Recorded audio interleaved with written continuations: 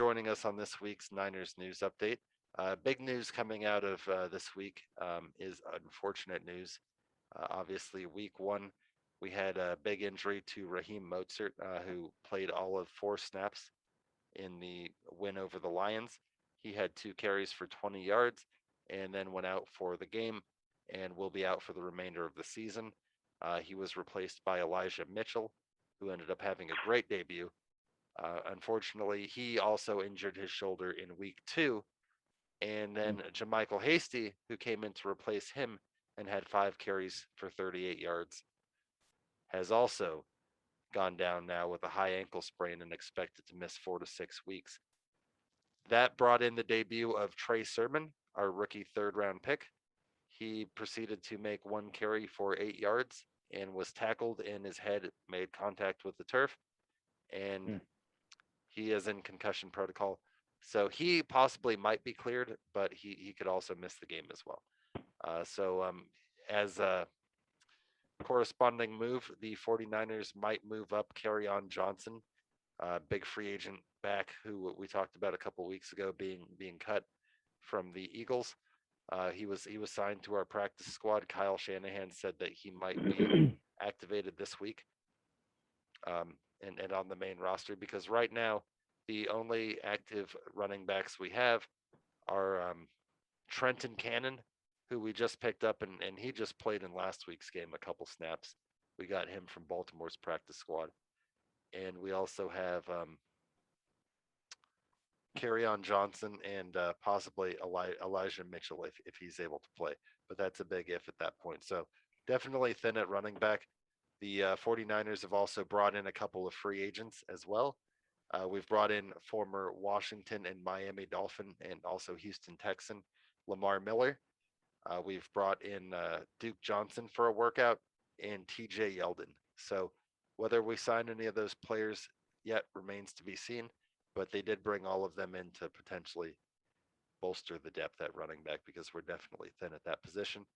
And obviously, we're still waiting for Jeff Wilson to get back because he's on the PUP list, and I think he's expected to miss like the first 4 to 6 weeks.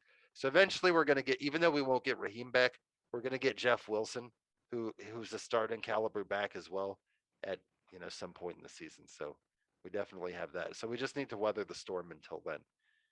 Yeah, it's not surprising that they went and are looking to sign other people just given what happened. What is that, 4 running backs? Yeah, that basically got injured. I mean, that's ridiculous. Yeah, I mean, and we've had injury issues obviously going back to the last couple seasons, and this is just ridiculous, especially at the running back position. It's just I mean, the running backs have to run hard in the offense, but I mean, like, it's literally like, I mean, TJ or Trey Sermon was in there for 1 carry, and I mean, he just had like bad luck. Like, the way he got hit, his head just like made contact with the turf. I mean, the guy got ruled out. The NFL has concussion protocols. Just unfortunate luck. And I mean, that's part of it. I mean, running backs obviously been a big issue. We've had a lot of injuries. Also, after week one, after making a phenomenal pick six on Jared Goff, Dre Greenlaw went on IR, which I don't think he's expected to miss that much time. Obviously, with the injured reserve rules this season, player only has to miss a minimum or maximum of 3 weeks, and then they can return, and then you can return an unlimited number of players this year. So hopefully we get Drake Greenlaw back. Yeah, that's I really like that rule. It's continued over from last year with the COVID rules. Fortunately, at linebacker, we still have Fred Warner and Aziz Al-Shire and Demetrius Flanagan Fowles are also pretty good linebackers. So we have some decent linebacker depth as well. So hopefully that won't be as big of a hit. We're definitely not hurting as big there as we are at halfback. And obviously we had Jason Verrett, our top corner, go down with a big injury towards ACL week one. We talked about that a little earlier. And Emmanuel Mosley, who's our other starting corner that would be out there, missed the first 2 weeks with a lingering knee injury, but Kyle thinks he might be able to play this week. That would be good. Yeah, we definitely need the help because corner right now I'd say we're thinnest at corner and running back for sure.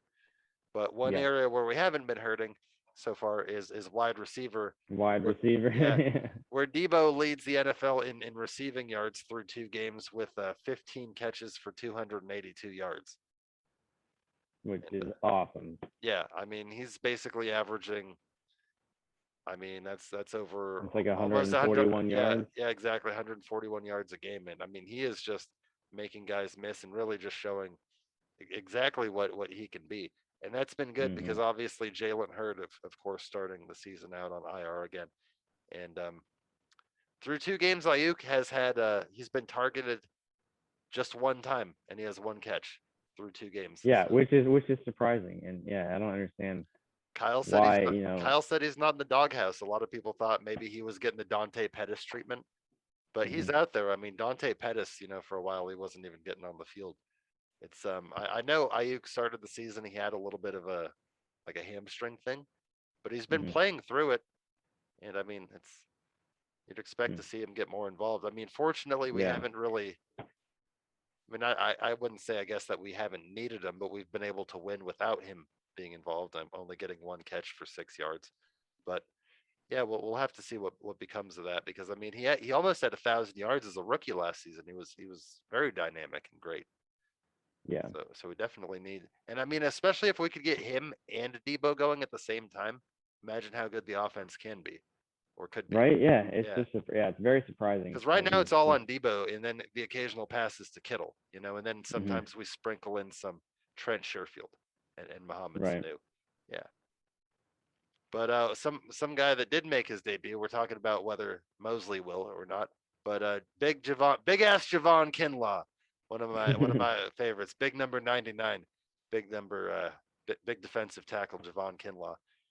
He finally made his debut, and fortunately, it was he made a huge play in blocking a Jake Elliott field goal, which was huge.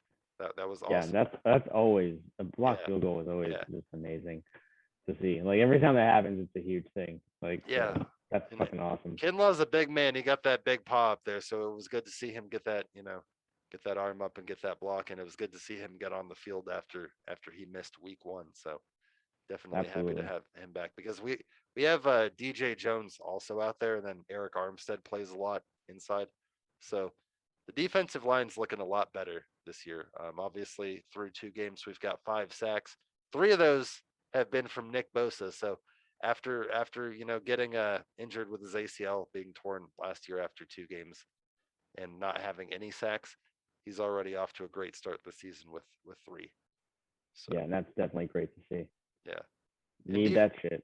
Yeah, and Dee Ford's already given us more than Dee Ford, who only played in 1 game last year, has started both games this year, so he's already doubled the production. I just hope that he stays healthy. Because if that defensive line can stay together, it's on pace to be, potentially close to as good as Washington's. Like it's right, maybe a little bit. I mean, you know what? At this point, and with the way Washington's defense has played, I would say maybe better, but I don't know. Washington's got a lot of hype and all. Washington's gonna figure it out. I mean, you've got. I feel like that's what it is. I feel like it's gonna take a little time, and some people just gotta relax, do the jobs. Like they can't. But the hype going into it was like they're just gonna be so amazing, and like, I mean, that first game against the Chargers was. I mean, they call it mid-season form because usually you get there at the middle of the season. Sometimes it takes a while to get the timing right. So.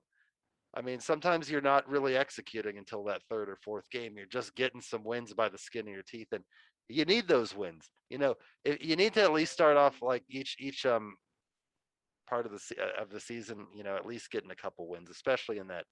I mean, you need even more in the NFC West, but I mean, in the NFC East, you need to at least probably go each quarter of the season at least 2-2. Probably even better this year though. But yeah. An interesting stat that I did see that I wanted to bring up: the last 2 times that the 49ers have started 2-0, they have been to the Super Bowl those years. The most recent being in 2019. So that was a stat that's really cool. Not saying it's going to happen, but that's certainly a cool. It is interesting, though. It is interesting, yeah. So and we're off to a great start. Obviously, we play the Packers on Sunday night. that is definitely going to be our toughest challenge, especially after seeing them. They're back to executing. Well, that depends on which team you get. If you get week 1 at Packers, then you guys got to win. But if I think they just Packers, came out. then, I think they just came out flat week 1. I think you're probably right. You're probably right. I think it's like that old Aaron Rodgers, relax, whole relax thing is. I don't think it's anything to worry about. I think that one game was an abnormality that they had. But I think they're going to give us a tough game. I mean, we do have a healthier roster than we did last year when we played them. So that'll be interesting to see. And speaking of staying healthy, so far through 2 games, Jimmy has been staying healthy and playing great. In the most recent game, he went 22 out of 30 for 189 yards, 1 touchdown, no picks, and had a rushing touchdown. He had one rushing touchdown as well. Actually converted a couple of 3rd and I think 4th and 1s with the quarterback sneak. I think they went for the quarterback sneak 3 times, and he got it all 3 times. Yeah, like he's like 100%. So when we were talking about it earlier that he learned the quarterback sneak from Tom Brady, I think that's one of the best things that Jimmy does. And I don't know if you've noticed from the games, but I don't know if it's the drafting of Trey Lance, but Jimmy has been more mobile out there than I've ever seen him. I'm not saying he's Lamar Jackson or anything, but like you've seen him juke a couple guys, like on a scramble, like he made a guy miss. It's like he's definitely, the ankle's at 100%. It's good to see him. Yeah, I want him to be careful out there and not get hurt, but it's interesting to see him like scramble around and make some plays with his feet as well, because obviously he can do a little bit of that when he needs to. Yeah, seeing him get that rushing touchdown, that's always nice. Yeah, he got that on a nice little quarterback sneak there. But yeah, I mean, for the season, he's completed 70% of his passes. He's thrown 2 touchdowns, no interceptions. Obviously, could have had probably 1 more touchdown pass, but Trey Lance had a touchdown pass in there. So he's and Trey didn't play at all week 2.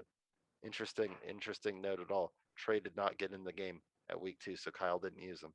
So maybe we'll see if he gets used against the Packers. But talking about Jimmy's numbers, 2 touchdowns. Jimmy through 2 games has played turnover-free football, and probably the most interesting thing, he's taken 1 sack. So that's also a tribute to the 49ers offensive line playing great.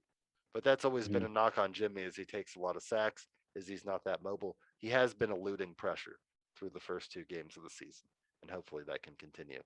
But he's playing like he's got a rookie on his tail. He's playing his ass off so far. I mean, he's got 503 passing yards through 2 games. So I mean, averaging over 250. So he's been getting it done. And like I said, the defense played much better. Week 2, we held the Eagles to just 11 points. They got a good amount of yards on us, but they didn't score a ton of points. And we got 2 more sacks, both of them coming from Bosa, which, like I said, brought his total up to 3 on the season. And yeah, it was good to see, because the Eagles really played a great game week 1 against the Falcons. So it was going to be interesting. I mean, they scored 32 points week 1. And so to hold them to 11 points, obviously they're a much better team, but that was definitely great to see us. Very happy to see you hold them and beat them for sure. Yeah. But yeah, they look way better than I expected, which is unfortunate. Absolutely. Yeah. No, I was watching that game and I was getting a little nervous, because I was telling you all week that I was like, oh, I think we've got 2-0, and I never get too overconfident, like unless I'm really sure that we've got to win. And if we would have played last year's Eagles. Yeah, right. But you didn't know what to expect. Yeah. Like, ugh. I know the ironic part of that statement is the Eagles beat us last year. I'm more saying if we played last year's Eagles with our healthy roster, yeah, right, we'd have probably kicked their ass. But yeah, Nick Mullins doomed us, but that's all right. But yeah, so we're going to be interested to see what happens. So we've got the Packers on Sunday night, so tune in as we talk about the game next week. That's going to be it for the Niners news update for the week. And that's actually going to be it for our show as well. So we just want to thank you guys for joining us, and say good night, everybody. Until next week. Good night, everybody. Thanks for joining us on the Extra Point Show.